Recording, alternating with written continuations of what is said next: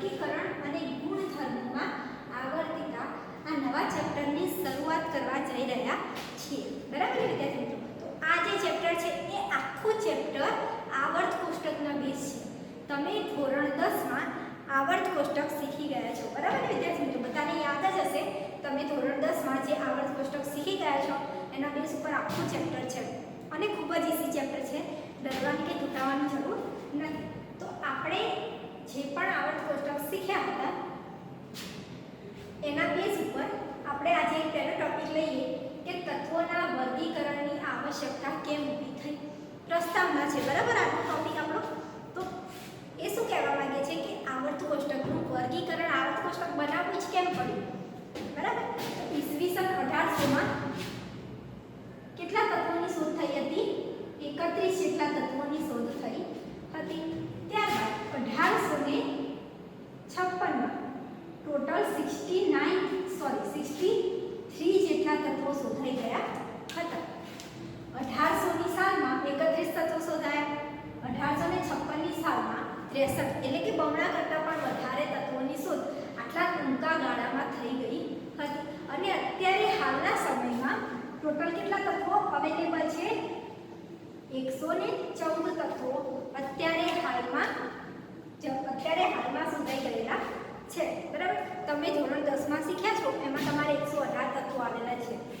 Total 118 તત્વો છે પરંતુ હજુ એના નામકરણ થયા નથી. માટે અત્યારે હાલના સમયમાં 114 તત્વો શોધાઈ ગયેલા છે. તમારી બુકમાં 11માની બુકમાં 114 તત્વો આપેલા છે. જેમાંથી કુદરતમાંથી 94 જેટલા તત્વો પ્રાપ્ત થાય છે. કેટલા? 94 જેટલા કુદરતમાંથી મળી આવે છે. અને એના સિવાયના બધા કેવા છે? માનવ સર્જિત છે. એનું નામકરણ કેવી રીતે થયું એના વિશે આપણે આગળ ડિટેલમાં અભ્યાસ કરીશું. તો હાલ અત્યારે કેટલા છે? 114 તત્વો શોધાયેલા છે. તો આ આવર્ત કોષ્ટકની જરૂરિયાત કેમ ઊભી થઈ? આવર્ત કોષ્ટકમાં શું દર્શાવેલું છે? તો આવર્ત કોષ્ટકની જરૂરિયાત એટલા માટે ઊભી થઈ કે જેટલા પણ તત્વો છે, હવે આવર્ત કોષ્ટકમાં તો 114 તત્વો છે, તો 114 તત્વોના રાસાયણિક અને ભૌતિક ગુણધર્મો યાદ રાખવા કેટલા મુશ્કેલ થઈ જાય. તો એ મુશ્કેલી નિવારવા માટે વૈજ્ઞાનિકોએ એક રસ્તો કાઢ્યો. વૈજ્ઞાનિકોએ એવો રસ્તો કાઢ્યો કે જે સમાન ગુણધર્મ ધરાવતા હોય એવા તત્વોને એમને એક લાઈનમાં ગોઠવી દીધા, એટલે કે એક સ્તંભમાં ગોઠવી દીધા. તો એમનું સમસ્યાનું નિરાકરણ ઝડપથી થઈ ગયું. કારણ કે બધા તત્વોના ગુણધર્મો યાદ રાખવા જરૂરી ન બને. કારણ કે જે સમાન ગુણધર્મ હોય એને એક સમૂહમાં ગોઠવી દીધા. બરાબર ને? તમને ખ્યાલ છે 7 આવર્ત અને 18 સમૂહ આવેલા છે આપણા આવર્ત કોષ્ટકમાં. બરાબર ને વિદ્યાર્થી મિત્રો? એટલા માટે વૈજ્ઞાનિકોએ આવર્ત કોષ્ટકની રચના કરી. તેમજ જેટલા પણ તત્વો હજુ શોધાયેલા નથી, તત્વો બાકી છે, એ જે તત્વો શોધાવાના બાકી છે એ સંયોજન જે નવું બનશે એ સંયોજનના ગુણધર્મો પણ કેવા હશે.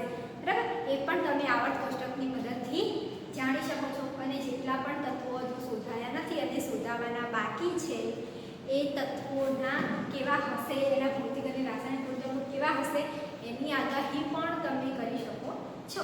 માટે આવર્ત કોષ્ટકની રચના કરવામાં આવી છે. ગોબ્રેનરની ત્રિપુટીનો નિયમ અને ન્યુલેન્ડનો અષ્ટકનો નિયમ શીખવાનો છે, જે તમે ધોરણ 10માં શીખી ગયા છો. ગોબ્રેનર ત્રિપુટીનો નિયમ શું કહેતો હતો? તો એને 3 તત્વો લીધા જેના ઉપર એને એક્સપેરિમેન્ટ કર્યો હતો. એને શું કર્યું હતું કે 3 તત્વવાળા કેટલી ત્રિપુટી બનાવી, 3 તત્વોની. એના મધ્યમાં રહેલા તત્વનો પરમાણુય ભાર, એ જે 3 તત્વો છે એમાં મધ્યમાં જે તત્વ રહેલું છે એનો પરમાણુ ભાર એ બાકીના એના સિવાયના 2 તત્વો છે એ તત્વના કુલ પરમાણુય ભાર કરતાં કેવો જોવા મળે છે? અડધો જોવા મળે છે. બરાબર? એને કયા કયા તત્વો લીધા હતા આપણે જોઈએ. એને લીધું હતું લિથિયમ, સોડિયમ અને પોટેશિયમ. આ 3 તત્વોની એને ત્રિપુટી દર્શાવી હતી. એમાં લિથિયમનો કેટલો છે પરમાણુ ભાર? 7 છે. અને પોટેશિયમનો કેટલો છે? 39. બરાબર? તો એ શું કહેવા માંગે છે કે આ બેનો સરવાળો કરી અને એનું અડધું જે મૂલ્ય આવે એ સોડિયમનો પરમાણુ ભાર થાય છે. જેમ કે 7 + 39 ભાગ્યા 2 એનું અડધું મૂલ્ય એટલે કેટલું મળે? 23. તો સોડિયમનો પરમાણુ ભાર કેટલો થયો? 23 થયો. એવું કોણ કહેતું હતું? ગોબ્રેનર. બરાબર? એને બીજી પણ એક ત્રિપુટી દર્શાવી. કઈ છે? કેલ્શિયમ, સ્ટ્રોન્શિયમ અને બેરિલિયમ. તો એનું પરમાણુ દળ છે 40 અને બેરિલિયમનું છે 137. તો હું શું લખી શકું? 40 + 137 ભાગ્યા 2. તો મને શું આન્સર મળશે? 88. તો સ્ટ્રોન્શિયમ કેટલો થયો? 88. એનું પરમાણુ દળ કેટલું થયું? 88. એવી જ રીતે એને ત્રીજી ત્રિપુટી દર્શાવી, ક્લોરીન, બ્રોમિન અને આયોડિન. બરાબર? તો ક્લોરીનનો કેટલો છે? 35.5 પરમાણુ ભાર છે. આયોડિનનો 127 અને બ્રોમિનનો તમારે શોધવાનો છે. તો શું કરવાનું? 35.5 પ્લસ આ બેનો સરવાળો કરવાનો, 127 ભાગ્યા એનું અડધું મૂલ્ય એ વચ્ચેનું આવે. કેટલું આવશે? 80 સમથિંગ આવશે. તો બ્રોમિનનો કેટલો થયો પરમાણુ દળ? 80 થયો. એવું ડોબ્રેનર કહેવા માંગતો હતો. પરંતુ આ જે નિયમ છે એ અમુક જ તત્વને લાગુ પડતો હતો. આ નિયમ બધા તત્વોને લાગુ પડતો ન હતો. માટે ડોબ્રેનરનો જે નિયમ છે એ વધારે વિકસિત બન્યો નહીં. એને એક સંજોગ માત્ર ગણી દેવામાં આવ્યો. એવું કહેવામાં આવ્યું કે આ તો એક સંજોગને કારણે બને છે. બરાબર? બધા તત્વોમાં આવું પોસિબલ છે નહીં. એટલા માટે ડોબ્રેનરનો જે ત્રિપુટીનો નિયમ છે એ વિકસિત થયો નથી. એવો એસક્યુમાં પૂછાઈ શકે કે તત્વની ત્રિપુટીમાં x y z તત્વો તમને આપ્યા છે. એનું પરમાણુ દળ અનુક્રમે શું છે? x નું છે 31, આનું છે 31 અને z નું છે 120. તો y નું તમારે શોધવાનું છે. તો કેવી રીતે શોધવાનું? 31 + 120 ભાગ્યા 2. બરાબર? તમારે કેલ્શિયમ આન્સર લખી દેવાનો છે. બરાબર ને વિદ્યાર્થી મિત્રો? જાતે કરીને કેલ્શિયમ આન્સર તમારે લખી દેવાનો છે. હવે આપણે જોઈએ ન્યુલેન્ડના અષ્ટકનો નિયમ. ન્યુલેન્ડ અષ્ટકનો નિયમ જે તમારે ધોરણ 10 માં ભણવામાં આવી ગયો હતો. બરાબર? તો એના નામમાં જ એનો નિયમ આપ્યો છે અષ્ટક. બરાબર? એટલે કે 8 સુધી તત્વને તેના પરમાણ્વીય ભારના, એ શું કહેતો હતો ન્યુલેન્ડનો નિયમ?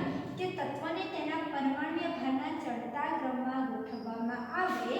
પરમાણ્વીય ભારનો ચડતો ક્રમ, તત્વને તમે પરમાણ્વીય ભારના ચડતા ક્રમમાં ગોઠવો તો પ્રત્યેક 8મા તત્વના ગુણધર્મો, પહેલું અને 8મું તત્વ, એના ગુણધર્મો કેવા હશે? સમાન હશે. એટલે કે પ્રત્યેક 8મા તત્વના ગુણધર્મ પ્રથમ તત્વના ગુણધર્મને કેવા હોય છે?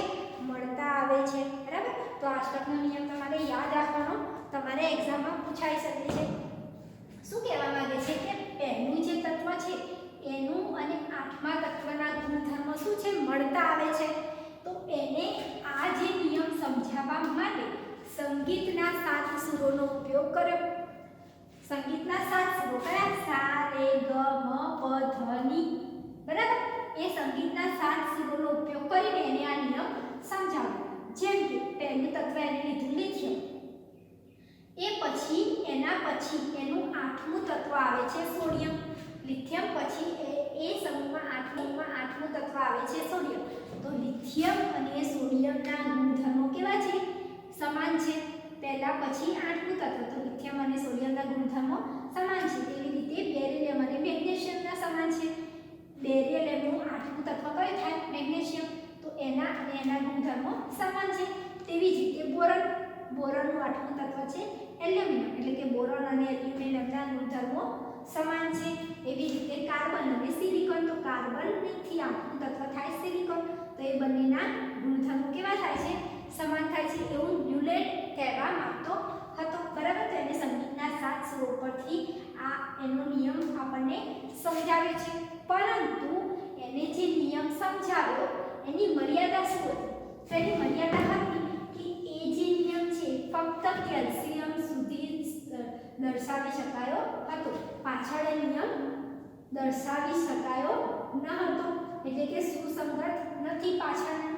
એટલે કે કેલ્શિયમ સુધી જ એનો નિયમ સમજાવવામાં આવ્યો છે. એટલે એની મર્યાદા થઈ કે કેલ્શિયમ તત્વ સુધી જ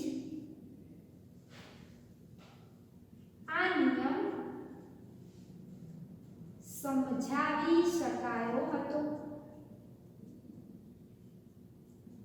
કેલ્શિયમ પછી આ નિયમ સમજાવી શકવામાં આવ્યો ન હતો. એટલે ન્યુલેન્ડનો અષ્ટકનો નિયમ વધારે પ્રચલિત થયો ન હતો. બરાબર ને વિદ્યાર્થી મિત્રો? તો ડોબ્રેનરની ત્રિપુટીનો અને ન્યુલેન્ડનો અષ્ટકનો નિયમ ખૂબ જ ઈઝી છે, તમે ધોરણ 10માં શીખી ગયા છો. વિદ્યાર્થી મિત્રો, આપણે લોથલ મેયર અને મેન્ડેલિવનું આવર્ત કોષ્ટક વિશે વાત કરીએ. તો લોથલ મેયર શું કહેતા હતા? લોથલ મેયરે આવર્ત કોષ્ટક બનાવ્યું હતું. એમને મેન્ડેલિવ કરતાં એમનું કાર્ય હતું એક પાછળથી પ્રકાશિત કર્યું હતું, એટલે એમનું કાર્ય ખૂબ જ વધારે પડતું પ્રચલિત થયું ન હતું. પરંતુ લોથલ મેયરે આવર્ત કોષ્ટક વિશે જે પણ શક્યતાઓ કઈ હતી આપણે જોઈએ કે જો તત્વને તેના પરમાણ્વીય ભારના ચડતા ક્રમમાં ગોઠવવામાં આવે, એટલે કે પરમાણ્વીય ભાર હોય જે પણ તત્વનો, એના પ્રમાણે એને ચડતા ક્રમમાં ગોઠવતા જવાનું છે. તો શું થાય છે કે નિયમિત અંતરાલને અંતે તત્વના ભૌતિક અને રાસાયણિક ગુણધર્મોમાં સામ્યતા જોવા મળે છે. એટલે થોડા સમય પછી એક બીજું જે તત્વ આવે છે એના ગુણધર્મો અને પહેલા તત્વના ગુણધર્મો કેવા હોય છે? મળતા આવે છે. એટલે કે નિયમિત અંતરાલના અંતે ભૌતિક અને રાસાયણિક ગુણધર્મોમાં શું જોવા મળે છે? સામ્યતા જોવા મળે છે, એવું લોથલ મેયર કહેતા હતા. લોથલ મેયરે ભૌતિક ગુણધર્મો જેવા કે પરમાણ્વીય દળ, ગલન બિંદુ, ઉત્કલન બિંદુ વિરુદ્ધ પરમાણ્વીય ભારનો આલેખ દર્શાવ્યો હતો. એમને શું કર્યું હતું કે ઉત્કલન બિંદુ, ગલન બિંદુ એના વિરુદ્ધ પરમાણ્વીય ભારનો આલેખ દર્શાવ્યો અને એના ઉપરથી એમને આ સેન્ટેન્સ આપ્યું હતું. એટલે એમનું કાર્ય જે હતું એ મેન્ડેલિવ કરતાં પાછળથી પ્રકાશિત થયું, એટલે એમનું કાર્ય એટલું પ્રચલિત બન્યું નહીં. મેન્ડેલિવ એમના પહેલા આવર્ત કોષ્ટક આપ્યું અને થોડું વધારે વિસ્તૃત આપ્યું, એટલા માટે મેન્ડેલિવનું આવર્ત કોષ્ટક પ્રચલિત થયું. પરંતુ આવર્ત કોષ્ટક પર સૌથી પહેલા લોથલ મેયરે રિસર્ચ કરી હતી. ત્યારબાદ આપણે જોઈએ મેન્ડેલિવ. મેન્ડેલિવે શું કહ્યું હતું આવર્ત કોષ્ટક વિશે? બધા ધોરણ 10માં મેન્ડેલિવનું આવર્ત કોષ્ટક શીખી જ ગયા છો કે મેન્ડેલિવના આવર્ત કોષ્ટકના બેઝ ઉપર અત્યારે હાલનું આપણું આધુનિક આવર્ત કોષ્ટક બનાવેલું છે, બરાબર? તો મેન્ડેલિવનું આવર્ત કોષ્ટક શું કહે છે થોડું જોઈ લઈએ કે મેન્ડેલિવનું આવર્ત નિયમ કે તત્વોને તેના પરમાણ્વીય દળના ચડતા ક્રમમાં ગોઠવવામાં આવે તો તેના ગુણધર્મો પરમાણ્વીય દળના આવર્તનીય વિધેયો છે. શું કહે છે? યાદ રાખજો, એસએમાં પૂછાઈ શકે છે કે તત્વને એના પરમાણ્વીય દળના ચડતા ક્રમમાં ગોઠવવામાં આવે તો એનો ગુણધર્મો પરમાણ્વીય દળના આવર્તનીય વિધેય છે, બરાબર? એ શું કહેવા માંગે છે કે મેન્ડેલિવ એનું જે આવર્ત કોષ્ટક બનાવ્યું હતું એ આવર્ત કોષ્ટકમાં આડી હરોળ અને ઊભા સ્તંભ દર્શાવ્યા હતા. એની જે આડી લાઈન હતી એને શું કહ્યું? આવર્ત, અને જે ઊભી લાઈન હતી એને શું કહ્યું? સ્તંભ, બરાબર? એને શું કર્યું હતું કે સમાન ગુણધર્મોવાળા તત્વને એક જ ઊભા સ્તંભમાં ગોઠવ્યા હતા. એને શું કર્યું? જે સમાન ગુણધર્મ ધરાવતા હોય એવા તત્વોને એક સમૂહમાં ગોઠવ્યા, બીજા સમૂહમાં એના રિલેટેડ જેટલા તત્વો સામ્યતા ધરાવતા હોય એને ગોઠવ્યા. એવી રીતે એને સમૂહમાં સમાન ગુણધર્મવાળા તત્વોને ગોઠવ્યા. ત્યારબાદ એ શું કહેતું કે તેમના મત મુજબ જો પરમાણ્વીય ભારના ક્રમને ચુસ્તપણે વળગી રહેવામાં આવે તો કેટલાક તત્વ લાયક ઠરતા નથી.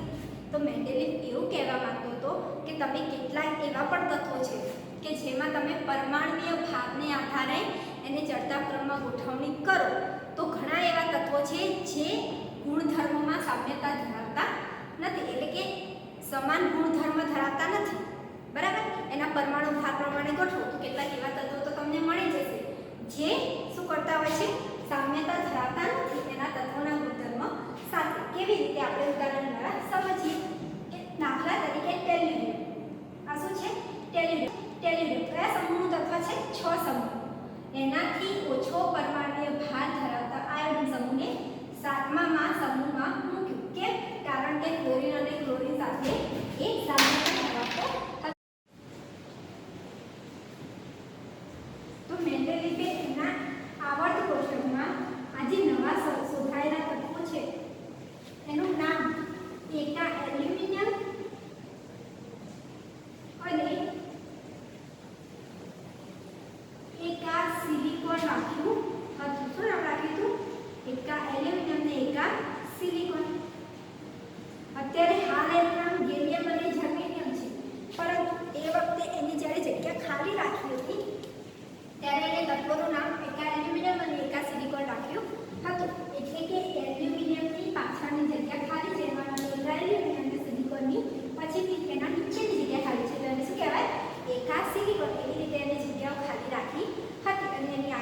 સાચી ધારી હતી તેને આપણે એ તત્વો અત્યારે શોધાઈ ગયા છે એનું નામ ગેલિયમ અને જર્મેનિયમ છે અને એને જે ગુણધર્મો કયા હતા એ જ ગુણધર્મો ધરાવતા હતા આ તત્વો.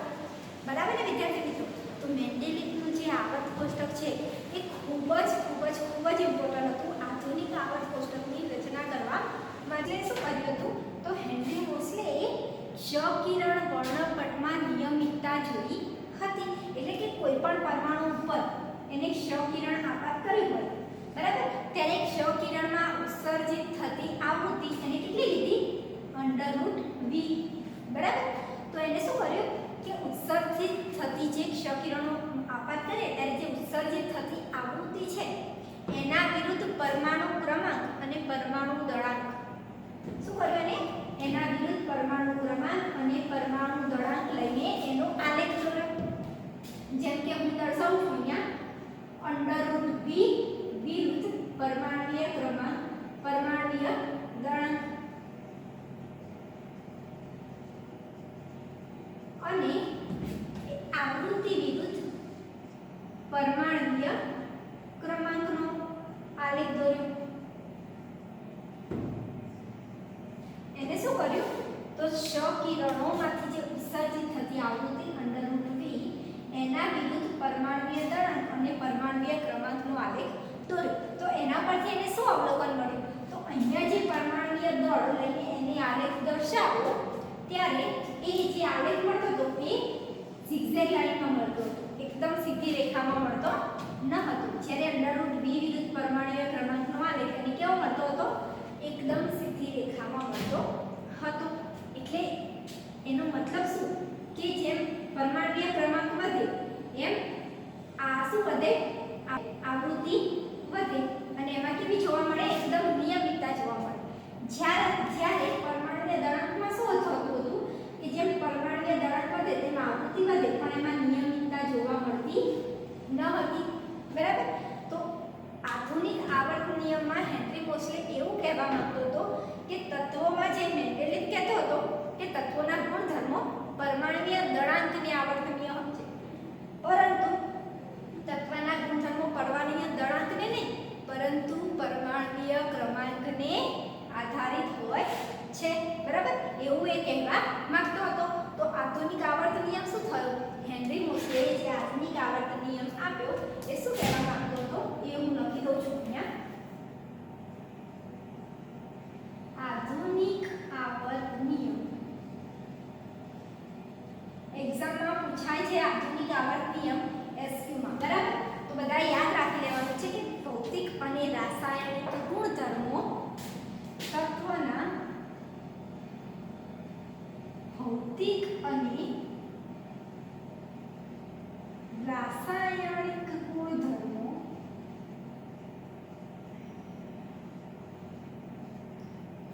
એ પરમાણુય ક્રમાંકની આવર્તનીય રીતે છે. મેન્ડેલિફે શું કહ્યું હતું? મેન્ડેલિફે કહ્યું હતું પરમાણુય દળાંકની આવર્તનીય વિધેય છે, પરંતુ હેનરી મોસ્લેએ શું કહ્યું? પરમાણુય દળાંક નહીં પરંતુ પરમાણુય ક્રમાંકને આવર્તનીય વિધેય છે. બરાબર ને વિદ્યાર્થી મિત્રો? ખ્યાલ આવી ગયો આધુનિક આવર્ત નિયમ વિશે? આધુનિક આવર્ત નિયમ કોને આપ્યો તો? હેનરી મોસ્લે. ક્યારે? ઈસવીસન 1913 માં આપ્યો હતો. એને શું કર્યું હતું તો એને જે સહકિરણોની ઉત્સર્જિત આવૃત્તિ એના વિરુદ્ધ પરમાણુય દળાંક અને ક્રમાંકનો આલેખ દોર્યો. તો પરમાણુય ક્રમાંકનો આલેખ કેવો આવ્યો? એકદમ સીધી રેખા. અને પરમાણુય દળાંકનો આલેખ સીધી રેખા મળ્યો નહીં. એટલે એવું કહેવા માંગતો હતો કે તત્વોના જે ભૌતિક અને રાસાયણિક ગુણધર્મો છે એ પરમાણુય દળાંકને નહીં પરંતુ પરમાણુય ક્રમાંકને આવર્તનીય વિધેય છે. બરાબર? એટલે કે આપણું જે અત્યારનું હાલ આધુનિક આવર્ત કોષ્ટક છે એ શેના બેઝ ઉપર બનાવેલું છે? પરમાણુય ક્રમાંકના બેઝ ઉપર બનાવેલું છે. આવર્ત કોષ્ટકનું વર્તમાન સ્વરૂપ કેવું છે? જે આધુનિક આવર્ત નિયમ દર્શાવે એ બાદ આવર્ત કોષ્ટકનું અત્યારે હાલ વર્તમાન સ્વરૂપ કેવું છે?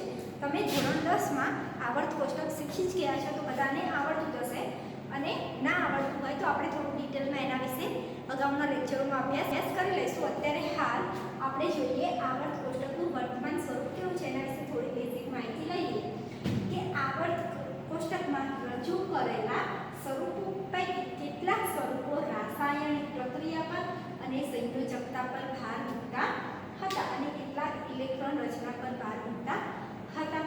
એટલે કે આવર્ત કોષ્ટકમાં જેટલા સમૂહો હતા એમાં કેટલાક તત્વો એવા હતા જે બાહ્યતમ કક્ષાની ઇલેક્ટ્રોન રચના અને સંયોજકતા પર આધાર રાખતા હતા. આવર્ત કોષ્ટકમાં 7 આવર્ત અને 18 સમૂહો આવેલા છે. બધાને ખ્યાલ જ હશે કે આવર્ત કોષ્ટકમાં 7 આવર્ત અને 18 સમૂહ આવેલા છે. બરાબર. આથી જે તત્વની બાહ્યતમ કક્ષામાં ઇલેક્ટ્રોન રચના સમાન હોય એને ઉભા સ્તંભમાં એટલે કે એને સમૂહમાં ગોઠવવામાં આવે. તમે શીખી જ ગયા છો કે જે સમૂહ છે 18 સમૂહ આપેલા છે એમાં જે પણ ઉભા સમૂહ આપેલા છે એ એક સમૂહમાં જેટલા પણ તત્વો રહેલા હોય છે એની બાહ્યતમ કક્ષામાં ઇલેક્ટ્રોન રચના કેવી હોય છે? સમાન હોય છે. બરાબર વિદ્યાર્થી મિત્રો. તો આપણે જોઈએ ટોટલ આવર્ત કેટલી છે? 7. એ 7 આવર્તમાં કેટલા તત્વો રહેલા છે? હવે આવર્ત કોષ્ટકમાં જે આની લાઈન છે એને શું કહો છો તમે? આવર્ત કહો છો. બરાબર. તો પહેલી આવર્ત જેને ક્વોન્ટમાંક મુખ્ય ક્વોન્ટમાંક n દ્વારા દર્શાવાય છે એટલે n બરાબર 1.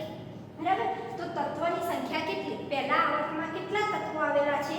2 તત્વો આવેલા છે. કયા કયા? હાઇડ્રોજન અને હિલિયમ. એ 2 તત્વો આવેલા છે. તો પહેલી આવર્તમાં તત્વોની સંખ્યા કેટલી થઈ? 2. તેવી જ રીતે બીજી આવર્ત એમાં તત્વોની સંખ્યા કેવી રીતે થઈ? 8. બીજી આવર્તમાં કેટલા તત્વો છે? 8. ત્રીજી આવર્તમાં કેટલા તત્વો છે? 8. ચોથી આવર્તમાં કેટલા તત્વો છે? 18. પાંચમી આવર્તમાં કેટલા તત્વો છે? 18. અને છઠ્ઠી અને સાતમી આવર્ત. છઠ્ઠી આવર્તમાં કેટલા છે? 32. અને સાતમી આવર્તમાં પણ 32 તત્વો છે.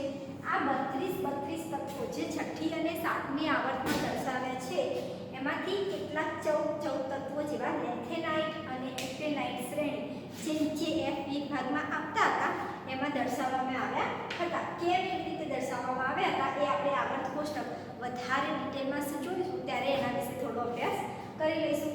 અત્યારે હા આવર્ત કેટલી છે? 7. એમાં દરેક આવર્તમાં તત્વોની સંખ્યા કેટલી છે?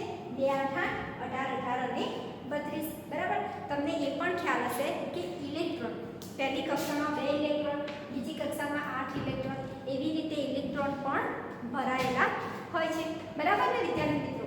તો આ હતું આવર્ત કોષ્ટકનું વર્તમાન સ્વરૂપથી વધુ પરમાણ્વીય ક્રમાંકવાળા તત્વોનું વર્ગીકરણ, જેનું નામ જે તત્વો 100 થી પછી શોધાયેલા છે. અત્યારે હાલ એવું કહેવાય છે 118 તત્વો છે પણ તમારી બુકમાં 114 તત્વો આપ્યા છે. તો એક્ઝામમાં તમને પૂછાય તો આધુનિક સમયમાં તત્વોની સંખ્યા તમે 114 લખી શકો છો. બરાબર ને વિદ્યાર્થી મિત્રો? તો 100 થી વધુ જે પરમાણ્વીય ક્રમાંક ધરાવે છે એ તત્વોનું નામકરણ કેવી રીતે કરવામાં આવે છે એના વિશે હવે આપણે અભ્યાસ કરીએ. તો પહેલાના સમયમાં જ્યારે તત્વો શોધાતા હતા, તત્વો જ્યારે શોધાય છે અત્યારે હાલ પણ, તેનું નામકરણ કેવી રીતે કરવામાં આવે છે? તો પહેલાના સમયમાં તો જ્યારે તત્વો શોધાતા હતા ત્યારે વૈજ્ઞાનિકોના નામ ઉપરથી, એના દેશના નામ ઉપરથી જે પણ તત્વ હોય એનું નામ આપી દેવામાં આવતું હતું. જે તત્વ જે વૈજ્ઞાનિકે શોધ્યું હોય એના દેશનું નામ, એના ઉપરથી એનું નામ આપી દેવામાં આવતું હતું. પરંતુ એમાં થતું તો એવું કે કેટલાક વૈજ્ઞાનિકો સંપૂર્ણ તત્વ વિશે સંપૂર્ણ માહિતી ન મળે છતાં પણ એવું કહી દેતા હતા કે આ તત્વ શોધાઈ ગયું છે, આ આવું તત્વ છે, આ છે, તે છે. કેમ એવું કરતા હતા? કે પોતાની ખ્યાતિ મળે, પોતાની ખ્યાતિ વધે, પોતે વૈજ્ઞાનિક કહેવાય, ત્યારબાદ એના દેશની પણ ખ્યાતિ વધે. બરાબર. એટલા માટે વૈજ્ઞાનિકો શું કરતા હતા? તત્વની સંપૂર્ણ માહિતી આપ્યા વગર આ તત્વ આવું છે એના વિશે એ જાહેરાત કરી દેતા હતા. બરાબર. તો એ તો ખોટું જ કહેવાય. માટે IUPACએ એવું નક્કી કર્યું કે જ્યાં સુધી તત્વ સંપૂર્ણ માહિતી ન મળે અને આ તત્વ સાચું છે એવું સંપૂર્ણ જાહેર ન થાય ત્યાં સુધી એ જે તત્વો છે એને એક નામ આપવામાં આવે. બરાબર. અને એ તત્વ જ્યારે પાસ થઈ જાય, સંપૂર્ણ એની માહિતી મળી જાય, ત્યારબાદ જ એ જે વૈજ્ઞાનિક હોય એ પોતાનું નામ, પોતાના દેશનું નામ આપી શકે છે. પરંતુ જ્યાં સુધી તત્વની સંપૂર્ણ જાહેર ન થઈ જાય, તત્વ જે છે એની સંપૂર્ણ માહિતી મળીને એ તત્વ સાચું જ છે એવું જાહેર ન થઈ જાય ત્યાં સુધી IUPACએ એક તત્વને એક નામ આપવામાં આવ્યું. આપણે જોઈએ કે IUPAC દ્વારા કેવી રીતે નામકરણ કરવામાં આવ્યું હશે. ધારો કે હું લઉં છું 101 નંબરનું તત્વ. હું કયું લઉં છું? 101 નંબરનું તત્વ લઉં છું. તો એને મારે નામકરણ કરવું હોય તો હું કેવી રીતે કરી શકું? તો IUPAC શું કર્યું હતું? આ 0 થી 9 સુધીના અંકો એના દ્વારા નામકરણ આપ્યું હતું. 0 થી 9 સુધીના અંકો, એનું નામ અને એનું ટૂંકું સ્વરૂપ, એ ટૂંકા સ્વરૂપ પરથી આપણે સંજ્ઞા બનાવવાની છે. ઉદાહરણ તરીકે મારી પાસે 101 નંબરનું તત્વ છે, તો એને હું કેવી રીતે નામ આપીશ? 1. તો 1 જે આંકડો છે એને શું નામ આપ્યું છે? અન. બરાબર? શું લેવાય એને? અન. તો અહીંયા 1 છે તો અહીંયા શું લખીશ? અન. ત્યારબાદ શું છે? 0. તો 0 એટલે એને શું કહેવાય? નીલ. અન નીલ. પછી પાછું 1 એટલે અન. તો આ નામ બની ગયું. પાછળ શું લગાવવાનું? IUM. દરેક તત્વ પાછળ શું લગાવી દેવાનું? IUM. તો આ બની ગયું 101 તત્વનું નામ. જ્યાં સુધી એ તત્વ સંપૂર્ણ શોધાઈ જાય અને કોઈ વૈજ્ઞાનિકોનું નામ, જે વૈજ્ઞાનિક હોય એને જે નામ આપવું હોય નામ ના આપી દે ત્યાં સુધી એનું નામ શું રહેશે? અન નીલ. અન પાછળ શું લગાવવાનું? IUM. તો એ શું થઈ ગયું? 101 તત્વનું નામ બની ગયું. બરાબર ને વિદ્યાર્થી મિત્રો? આવી જ રીતે 112 તત્વો સુધીના નામકરણ અપાઈ ગયા છે. 114નું પણ નામકરણ થઈ ગયું છે અને 116 આટલા તત્વોના નામકરણ થઈ ગયા છે. 112 સુધી તો કમ્પ્લીટ થઈ ગયા છે. 114 અને 116નું થયું છે, પરંતુ 113, 115, 117 અને 118 આટલા તત્વોના નામકરણ હજુ થયા નથી, હજુ બાકી છે. બરાબર ને વિદ્યાર્થી મિત્રો? તો આવી રીતે IUPAC દ્વારા એક નામકરણ આપવામાં આવ્યું હતું. આ નામકરણ આપવાની જરૂરિયાત કેમ ઊભી થઈ? કારણ કે વૈજ્ઞાનિકો પોતાના દેશની ખ્યાતિ મેળવવા માટે એ તત્વ શોધાયું ના હોય છતાં પણ એને જાહેર કરી દેતા હતા. જેમ કે અમેરિકાએ 104 નંબરનું જે તત્વ છે, 104 નંબરનું તત્વ, એમાં એને એવું કહ્યું કે આ તત્વનું નામ એને આપી દીધું રુથરફોર્ડિયમ. ત્યારબાદ એ જ તત્વ 104નું તત્વ, એમાં સોવિયતે એવું કહ્યું કે આ તત્વનું નામ, એમને એ તત્વ શોધ્યું અને એ તત્વનું નામ એમને આપી દીધું